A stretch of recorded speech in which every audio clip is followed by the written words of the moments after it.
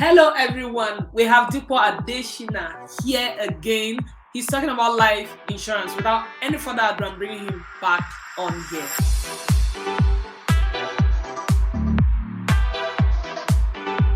Welcome, Diko. I am messing around with your surname. Forgive me, but welcome. Tell us everything about it. There's a school of thought that Christians should not do life insurance. Why do you think we should do it? Tell us a bit about it. Yeah, I think, life insurance is one of those tools anyone can use to easily transfer wealth from one generation to the next generation. Unfortunately, like you rightly said, a lot of people from the African community have never seen much value in it. And it's not really our fault. It's because of where we're coming from. As Nigerians or whatever you're from, nobody talks about life insurance, right? It's simply when you pass away, you get buried, and then people talk about splitting your property.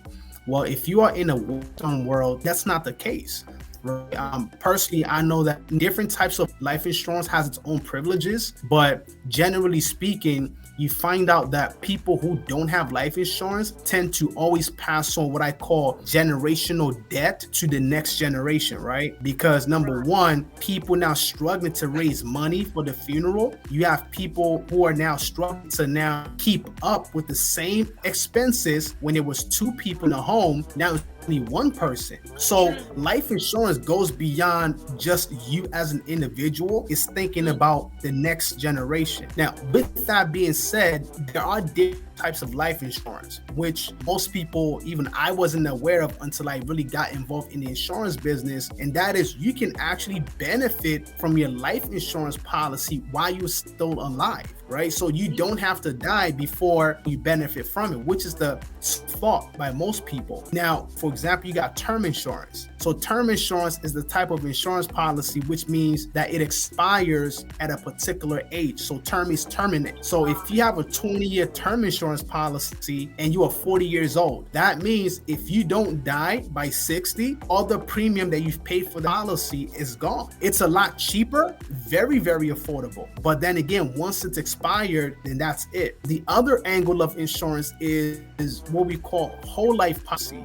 which means that you pretty much pay for it throughout the entire time period. Some allow you to pay to a certain point where you can stop making payments on it and then the benefit is still there. But for me personally, what I usually talk about the most is what we call index universal life, which more people are starting to be more aware of. Now, index universal life is a type of policy where when you pay your monthly premium, let's say you're paying $300 every month for your policy, a portion of that money goes into what we call a cash value, which is almost like a savings account. Now, as you're paying this monthly premium, is going two separate ways. Whatever is going to your cash value is actually generating interest on an annual basis. So if you continue your premium payment, let's say 10, 20, 30 years, you're talking about being able to have significant amount of money in that account that you can pull or access while you're still alive, while the death benefit is still there. So if anything happens to you while you've accessed the cash value, your loved ones still have access to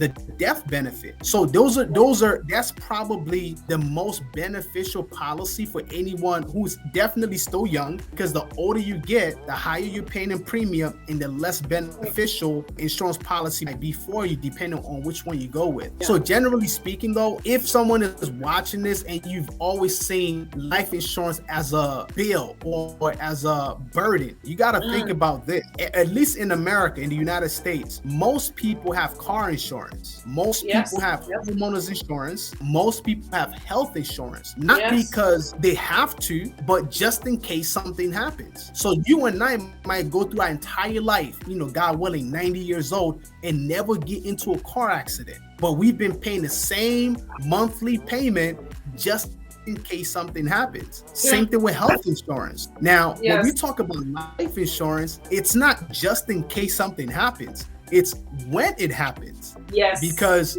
everyone at some point will leave this planet. You know what I mean? Whether you're a Christian, whether you don't believe in God, we all have expiration date. So the key are we properly there to put something in place for the people that we love? Are we putting things in place for them, or are we not? So if I use myself as an example, I have an insurance policy. My wife has a policy. All my 3 kids have insurance policies. Now, people might say, why get insurance policy for your kids? Well, remember, with the Index Universal Life, it's a 2-edged sword. So as I'm paying their premium, the cash value is building up. So by the time they get to 20, 30 years old, they have anywhere from $50,000 to $100,000 that they can use either for school, down payment for a house, something tangible. So this is the part we're talking about, generational wealth, if that makes sense. It makes a lot of sense. You see, Proverbs chapter 13 verse 22, the Bible says, a good man leaves an inheritance to his children's children. And this is one aspect that a lot of believers don't understand. And that included me. A couple of years ago, about maybe 8 years ago, I was pregnant for my first child. Well, my second pregnancy, but my first child.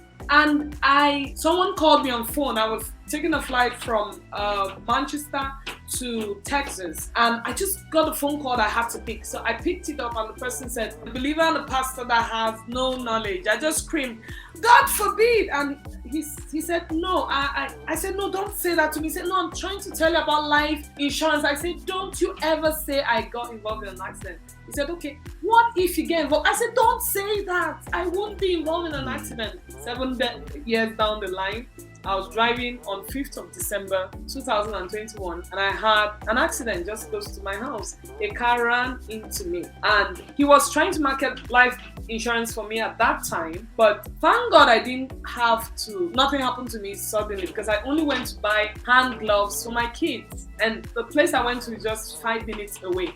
And I sat down in the car and I was thinking, if anything had happened, it wouldn't be fair on my husband to have a burden of 4 kids just suddenly. And I thought about life insurance, and that's why I invited you here today. And the other thing was, the first time ever I had an accident driving the UK was that time. And for the first time I saw the benefits of insurance. My car couldn't be repaired because it was it was beyond repair, but I got money back. I tried to sell that car at the beginning of the year, and the value was not what I got back from the insurance. I got something better. So I now began to think bigger or better about insurance. And if you're on this broadcast today, I think you should take some time to reflect on what we're talking about today. If you're a good man, you're a good woman, and on this channel we talk about family, we talk about finance, and we talk about your faith, then you should take some time and have a thought about it. I'm going to put some link in this broadcast for you to connect with Adejoh if you want to ask some more questions. I know he will do that at a fee.